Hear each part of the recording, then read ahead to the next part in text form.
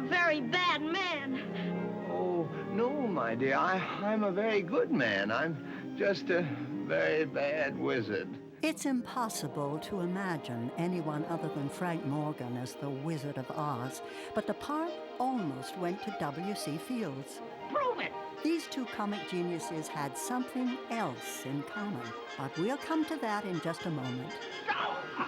You're wasting my time! For decades, Morgan delighted audiences everywhere with masterful portrayals of befuddled, bemused, and bewildered characters with a genial touch. Oh, listen, Pearl, I can just see Casey and Matthews present, whatever his name is.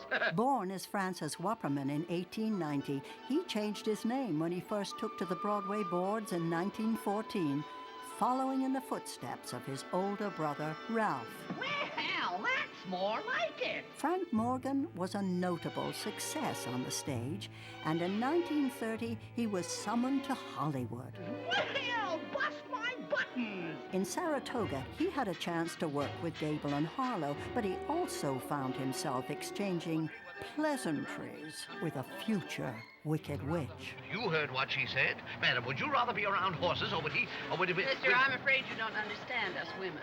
Morgan's exceptional performances were twice singled out for Academy Award nominations, including his poignant work in Tortilla Flat. I think I remember. St. Francis, he looked at me and smiled like a good saint.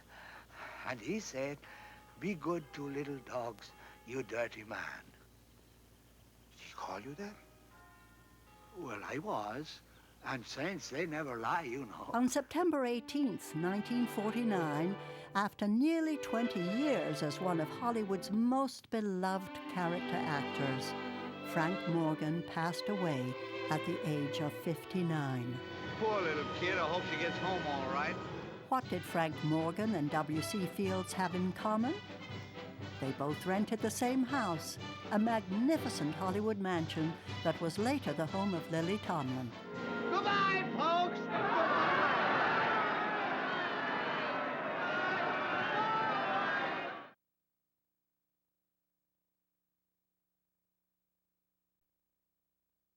I don't know. But some people without brains do an awful lot of talking. The versatile Ray Bolger was nothing short of perfection in motion as the Scarecrow.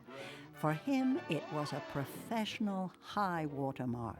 But he almost turned the film down. Now that's getting personal. The key to what Bolger considered the last straw in a moment. Stuff a mattress with me. Heh. A native of Dorchester, Massachusetts, Bolger began his career as a hoofer at the age of 18. By 1936, he was so popular, he played himself in MGM's sumptuous production of The Great Ziegfeld. Mr. Ziegfeld, gee, I wish you'd give me a chance. I've got talent, and I'd like to get away from shifting scenery and moving props. How long have you been a property boy? 5 years, but my heart hasn't been in it. You've been working a long time without your heart, buddy. The studio was impressed, so they kept him on to do other pictures, and that led straight to The Wizard of Oz. Wonderful. For the rest of his life, Bolger would bounce back and forth between the stage and the screen.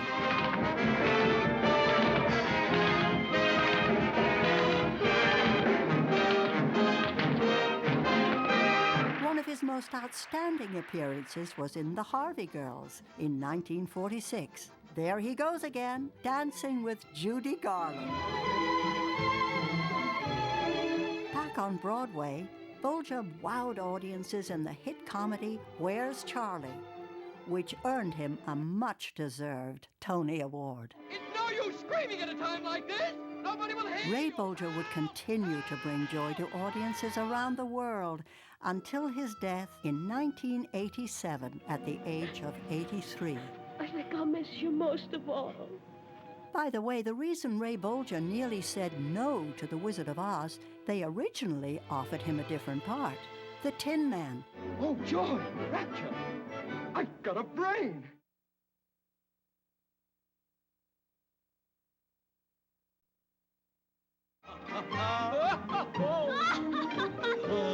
The giddy brilliance of Bert Lahr's cowardly lion is stamped in our memories forever. But he later found a new generation of television fans with a role he could sink his teeth into. If you don't know how he did it, that tidbit is coming right up. Born Irving Lahrheim in New York on August 13th, 1895, Lahr made his stage debut when he was only 15. By the 1930s, he was one of Broadway's brightest lights. The stage was always his specialty, but Lahr also had frequent engagements in radio, film, and later television. One of his more delectable appearances was as a lovelorn stage door Johnny in Ship Ahoy in 1942. Take it easy, boss. Remember your Aunt Jemima's pectorosis. Never mind my afflictions. Where have you been? I'm sorry, boss. I'm devastated. Cupid snuck up on me and pierced my epidermis. I'm a broken reed, a chaff in the wind. In 1954, Lahr charmed the public with his comical Mountie in Rosemarie. I missed you, girlie. The thought of you depressed me during the day, nagging me at night, and frustrating me at twilight. On stage, he garnered thunderous reviews for his groundbreaking performances in Waiting for Godot and A Midsummer Night's Dream. And in 1964, he was honored with a Tony for the musical Foxy. Shucks, folks, I'm speechless. Bert Lahr's last movie was released after his death. He never quit acting. He passed away on December 4th, 1967, leaving behind an indelible legacy of laughter and courage. Bert Lahr's tasty turn on the small screen? He was the tormented potato chip man who couldn't eat just one. Tell me when it's over.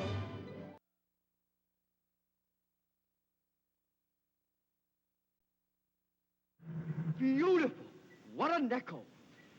It's empty. The tinsmith forgot to give me a heart. Jack Haley and Judy Garland made glorious chemistry on the yellow brick road, but they later shared a deeper connection that went far beyond the soundstage. The link will be revealed in a moment.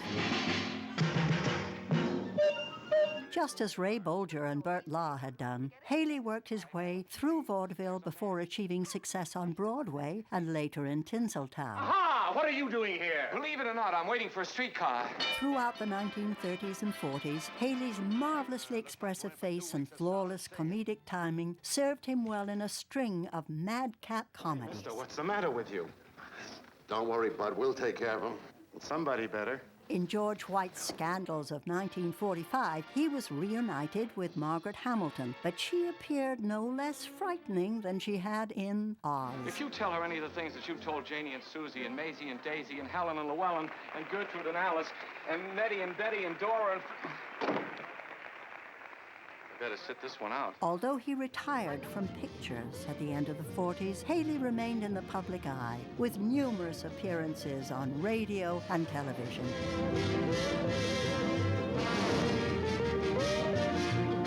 But Haley found his greatest reward in helping others. For the rest of his days, he worked tirelessly to raise millions for charitable causes, becoming as beloved for his true kindness as for his roster of wonderful roles. Someday they're going to erect a statue to me in this town. Well, don't start posing for it now. Jack Haley, a man of tremendous heart, was 80 years old when he passed away on June 6th, 1979. And the bond that Jack Haley shared with Judy Garland? Haley's son, Jack Jr., later married Judy's daughter, Liza Minnelli.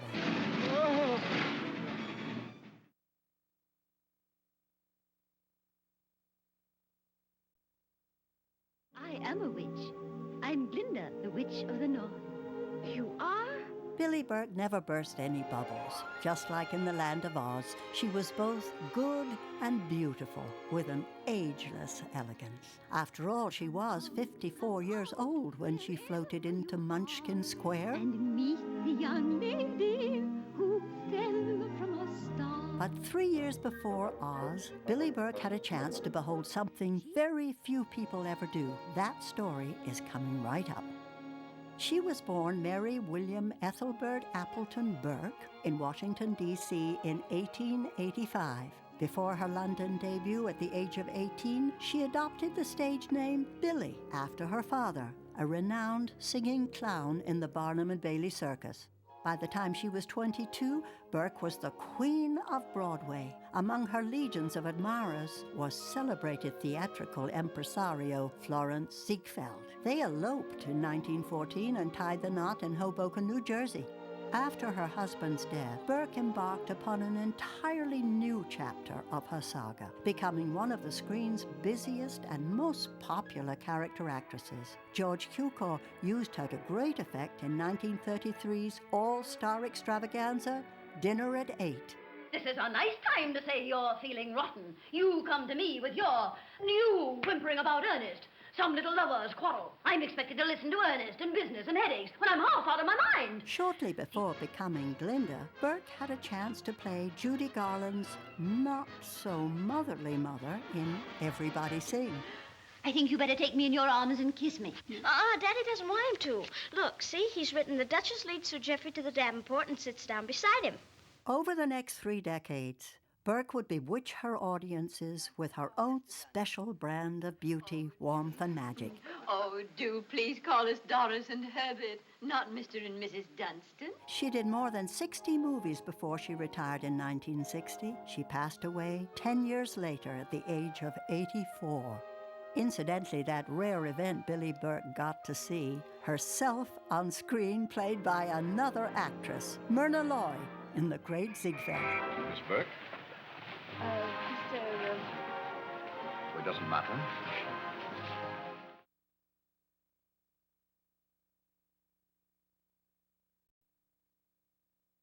I'll get you, my pretty, and your little dog, too.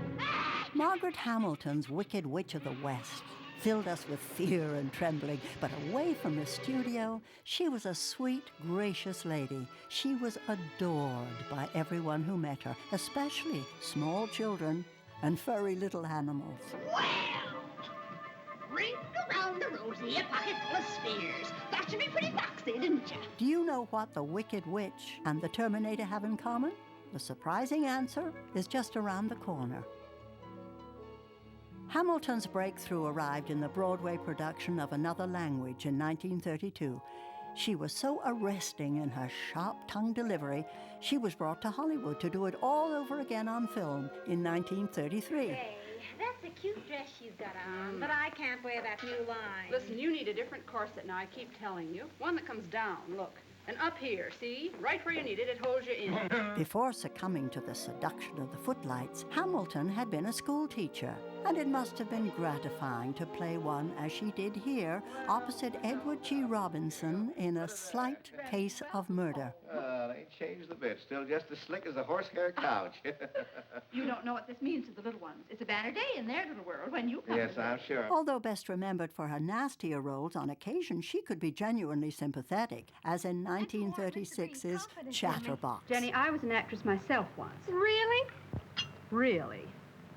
And naturally, I can give you a few pointers. Upon occasion, Hamilton found herself alongside one of her fellow Oz colleagues, including Frank Morgan in Saratoga. Yes, well, from now on, madam, your face is in your own hands. That's a fine way to talk to your public. Well, oh, yes. Well, I'm sorry, And in George White's Scandals, she played Jack Haley's possessive sister. Looks like I can't trust you alone for a minute. Hello, sister. Jack had something in his eye, and I was just trying to get it out. Must have been trying to take it out with your teeth. After more than 50 years of remarkably enduring work, Margaret Hamilton passed away on May 16th, 1985. We are truly fortunate no one ever dropped a house on her. What is it Margaret Hamilton had in common with Arnold Schwarzenegger? They both ran for public office. Hamilton was elected to the Beverly Hills School Board in 1948. Oh, what a world, what a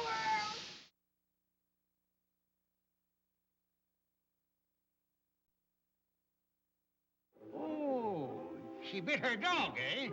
Charlie Grapewin, Dorothy's kindly old Uncle Henry in Black and White Kansas, had a legendary show business career. He did something special. You'll find out what it was in a moment.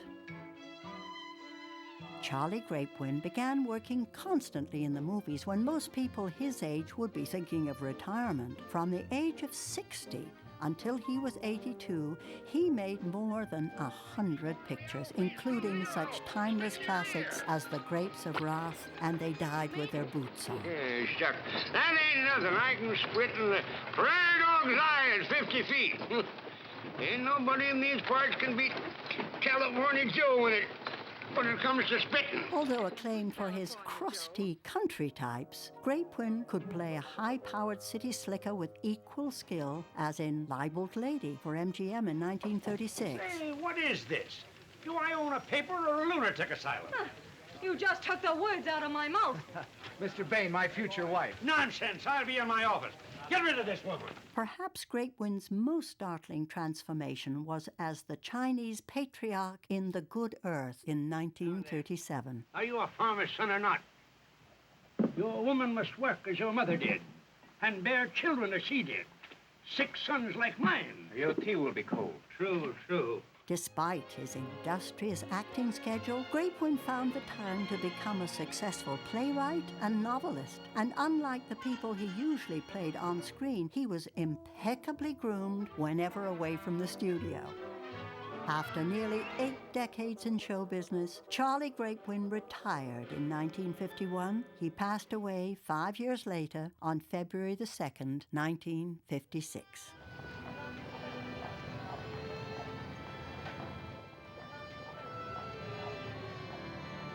Charlie Grapewind's singular accomplishment years before any of his fellow Oz castmates, he made a movie, Jimmy Hicks and the Rum Omelette, way back in 1900.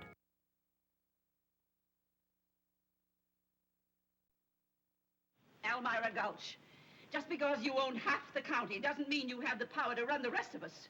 For 23 years, I've been dying to tell you what I thought of you. She may have been on screen for only a few scenes, but they were good ones. Clara Blandick gained undeniable immortality as Dorothy's dearest Auntie M in The Wizard of Oz. But there was another storybook aunt Clara Blandick played not once, not twice, but 3 times on the big screen. Who was it? The answer is coming up. Here, what's all this jabber-wopping when there's work to be done? I know 3 shiftless farmhands that'll be out of a job before they know it. Born on an American ship in Hong Kong Harbor, Blandick made a few films during the silent era, but her first love was the stage. She made her talking picture debut in the 1929 hit comedy Wise Girls. Your ma was the prettiest woman then? It's a long time ago. Over the next 30 years, Blandick was a welcome presence in dozens of movies. Her parts were not usually large, but they were often memorable. Gambling. Did you hear that? These foreigners would corrupt the devil himself. She could be officious, she could be stern, she could even be mean with equal believability. But it was for her sweet-natured little old ladies that Clara Blandick is best remembered. My dear, when I was your age, I could have married money, but instead I picked a very poor man whom I loved dearly. John and I have been married for 50 years, and day by day our love has bloomed into the most wonderful hatred. Next time I get hitched, it's for dough. After enlivening more than 100 movies with her presence, Clara Blandick passed away at the age of 81 on April the 15th, 1962. And that other storybook aunt Clara Blandick brought to life 3 times? She was Aunt Polly in Tom Sawyer in 1930, in Huckleberry Finn in 1931, and again in Tom Sawyer Detective in 1938. How did you know that? Yes, you seem to know more about Huckleberry's afternoon than he does himself.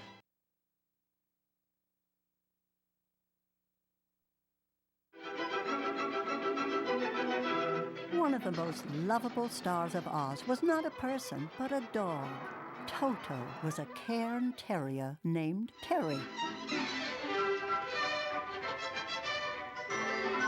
Arguably, the most recognizable animal performer of all time. There was more to Terry than meets the eye. If you want to know what secret Terry was hiding, the solution is at the end of this tale. Toto, that's not polite. We haven't been asked yet. A captivating little scene stealer, Terry had to work hard to overcome a painful shyness. Famed animal trainer Carl Spitz helped draw Terry out, and by 1939, Terry was a seasoned veteran. Yeah, I think you're smart, don't you? How do you like One of Terry's biggest roles was as Spencer Tracy's pet, Rainbow, in the thriller Fury in 1936.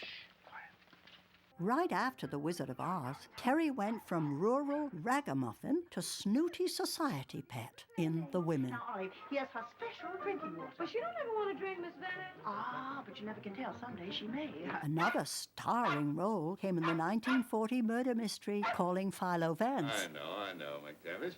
I'm glad to see you, too, Captain. On several occasions, Terry rejoined fellow Oz cast members, most notably Frank Morgan in Tortilla Flat in 1942. This is my little Pajarito. I don't know what he is, but he likes to play with a ball. After Oz, Terry was officially rechristened Toto and continued to work under that name until retiring in 1942. Toto passed away at Carl Spitz's ranch in the San Fernando Valley in 1944.